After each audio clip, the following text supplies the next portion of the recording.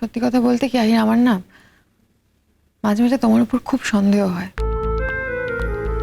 তখন মনে হয়েছে তোমাকে না না জানিয়ে আমি আমাকে না জানালে যে আমি জানতে পারবো না এমনটা কিন্তু নয়। আমার সেই মেশিনারি আছে যে আমি অনায়াসে জেনে যাব যে গোটা ঘটনাটার পেছনে কে বা কারা দায়ী। সেজন্য আমি নিজে তোমাকে বলে দিচ্ছি, আমিই ছিলাম এর পেছনে।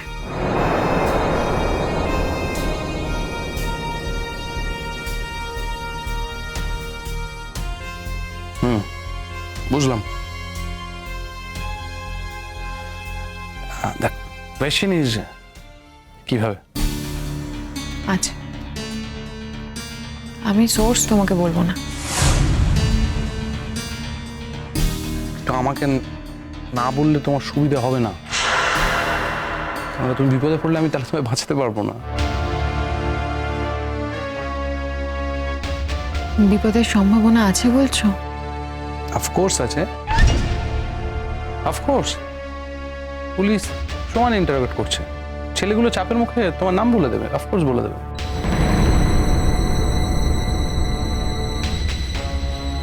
আমি তো পাঠাইনি। কে পাঠিয়েছে? যার কাছে আমি গেছিলাম, যার কাছে হেল্প চেয়েছিলাম, সে পাঠিয়েছে। সে কে? ওই আছে একজন লোক। দেখো চেষ্টা, আমার মনে হয় তোমার সমস্ত ঘটনা আমায় খুলে বলা উচিত, কারণ আমি চাই না যে তুমি কোনো বড়সড় বিপদে জড়িয়ে পড়ো। তুমি কি সত্যি আমাকে ভালোবাসো? অন্তত আমি সেটাই মনে করি। আমার সত্যি মাঝে মাঝে ইচ্ছে করে কি যে তোমার সাথে একটা ভালোবাসার সংসার করে তুলি, যে ভালোবাসাটা আমি আমার জীবনে চেয়েছিলাম কিন্তু পাইনি। মানে না, আমার জীবনে ভাবনা ছিল যে আমি পেয়েছি, কিন্তু ওই ভাবনাটা ভুল ভাবনা ছিল। সেই পর্বটা বোধহয় মিটে গেছে।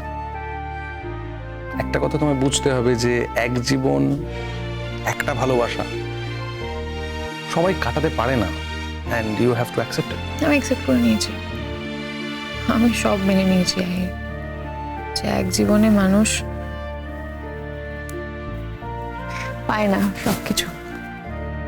কিন্তু আমার এই না পাওয়ার পেছনে যে মেয়েটা দায়ী না, আমি তাকে কিছুতেই ক্ষমা করতে পারবো না। হয়তো সেটাই আমার লিমিটেশন, কিন্তু সেই লিমিটেশনটার জন্য আমি একদমই অনুতপ্ত নই। আমি তোমাকে ভালোবাসি আহির। আমি ভাবতে পারিনি যে এই জীবনে শঙ্খ ছাড়া আর কাউকে কোনোদিনও ভালোবাসতে পারবো। কিন্তু আজকাল আমি বুঝতে পারি যে আমি তোমাকে ভালোবেসে ফেলেছি। I am honoured, really I am honoured. আমি ভাবিনি যে এই বিরল সম্মান তুমি আমাকে দেবে। তুমি কি আমার সঙ্গে তামাশা করছো? তোমার মনে হয়? তাহলে উত্তরটা হচ্ছে না। দেখো আহির, তুমি কিন্তু কোনোদিন আমাকে ঠকিও না, তাহলে হয়তো আমি শেষ হয়ে যাব, আর সঙ্গে হয়তো কিছু লোককে শেষ করে দিয়ে যাব।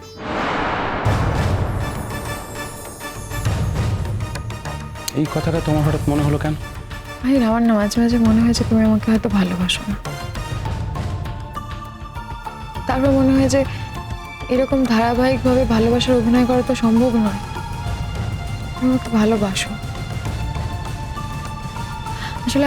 আমার মানে আমি এটা মনে করি যে তুমি প্রথমে না আমাকে ভালোবাসতে না, তুমি ভালোবাসার অভিনয় করতে করতে তুমি এখন আমাকে ভালোবেসে ফেলেছ।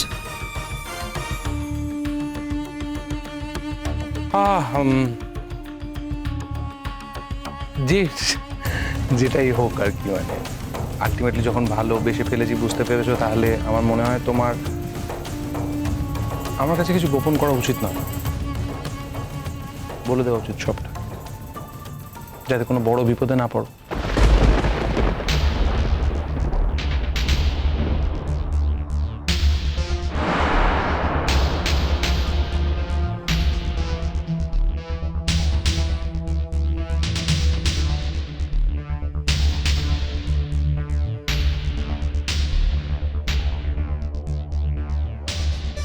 আমার কাছে লুকিও না শ্রেষ্ঠা, প্লিজ। শ্রেষ্ঠা, হ্যাঁ, আমার আমার পরিচিত একজন আমাকে একটা সুপার কিলারের কাছে নিয়ে যায়।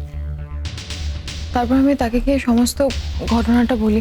আসলে কি না, ওদের এই অনুষ্ঠানটা হবে কিনা আমি তো বুঝতে পারছি না, হলেও কবে হবে, মানে কিছুই তো বুঝতে পারছি না। তো আমার মধ্যে না ভীষণ একটা ডেসপারেশন কাজ করছে সবসময়। মনে হচ্ছে ওদের এই চ্যাপ্টারটা শেষ হলে আমার জীবন আমি নতুন করে শুরু করতে পারি। ওদের এই চ্যাপ্টারটা শেষ হচ্ছে না বলে আমার জীবনটা অপূর্ণ থেকে যাচ্ছে। ওদের এই সমস্ত শেষ করে আমি তোমার সাথে সংসার শুরু করতে চাই আহির। আমার এটাই আমি চাই, এটাই উদ্দেশ্য।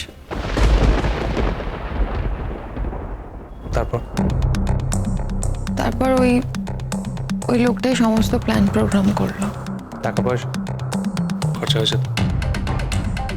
হ্যাঁ, খরচা হয়েছে, পুরোটা হয়নি। পুরোটা কাজ শেষ হলে দেওয়ার কথা ছিল। কাজ শেষ হওয়া মানে মোহরকে মেরে ফেলা? এরকম ক্যাটাগরিক্যালি কেন জিজ্ঞেস করছো? ক্যাটাগরিক্যালি বলছি না, আসলে জানতে চাইছি যে তোমার এক্স্যাক্ট প্ল্যানটা কি ছিল,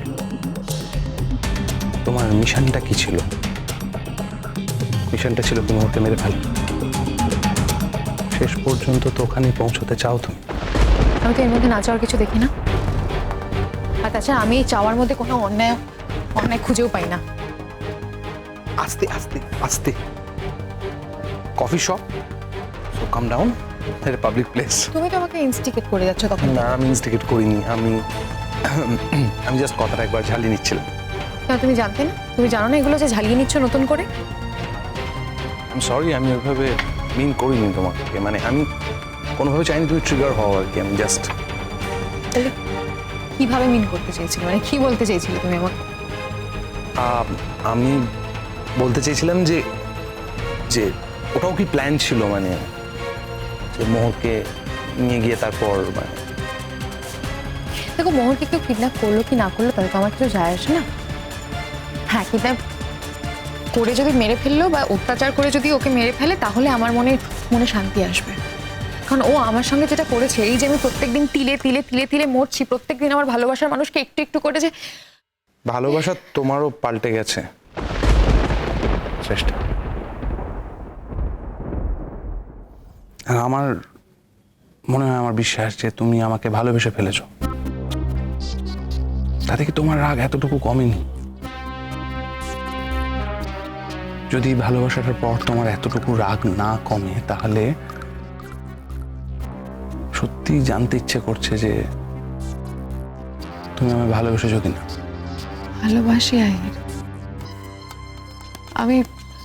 আমি সত্যি ভালোবেসে ফেলেছি, কিন্তু আমি জানি না তার জন্য আমার প্রতিশোধ স্পৃহাটা একটু কমছে না কেন, আমি সত্যি বুঝতে পারছি না। তারপর যা ঘটলো সেটা তো সবাই জানে আহির।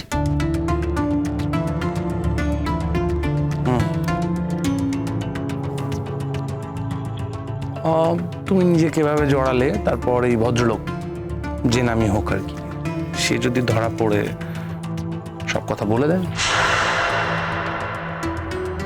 কোথাও একটা ভরসা আমার মধ্যে আছে আহির, যে তুমি শেষ পর্যন্ত আমার সঙ্গে আছো।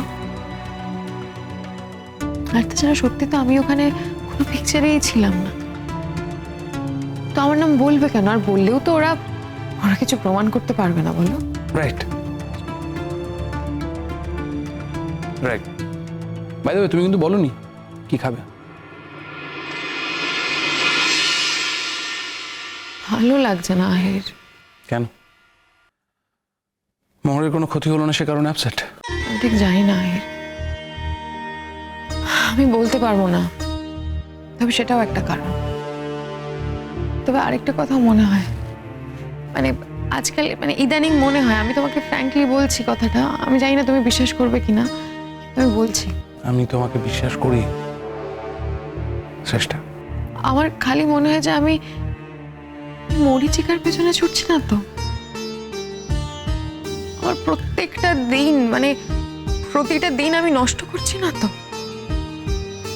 আহিরের মতন একটা ছেলের ভালোবাসা পেয়েছি, মাহির তো কোনো অংশে শঙ্কর থেকে কম নয়, বরং শঙ্কর থেকে অনেক বেশি সেন্সিবল।